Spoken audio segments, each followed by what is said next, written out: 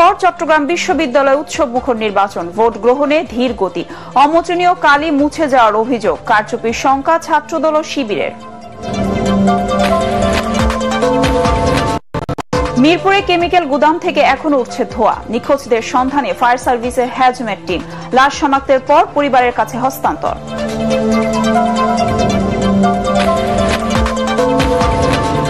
দেশ রক্ষায় দ্রুত নির্বাচন প্রয়োজন, ঠাকুরগাঁয় মির্জা ফখরুল। ক্ষমতায় গেলে 1 কোটি মানুষের চাকরি নিশ্চিত করে বেকারত্ব দূর করার আশ্বাস।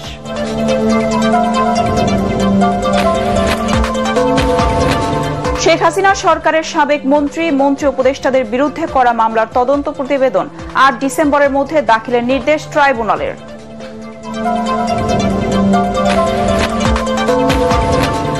ঋণের জন্য IMF এর চাপিয়ে দেয়া আর কোনো শর্ত মানবে না বাংলাদেশ, জানালেন অর্থ উপদেষ্টা। $50 কোটি সহায়তা দেবে মিগা।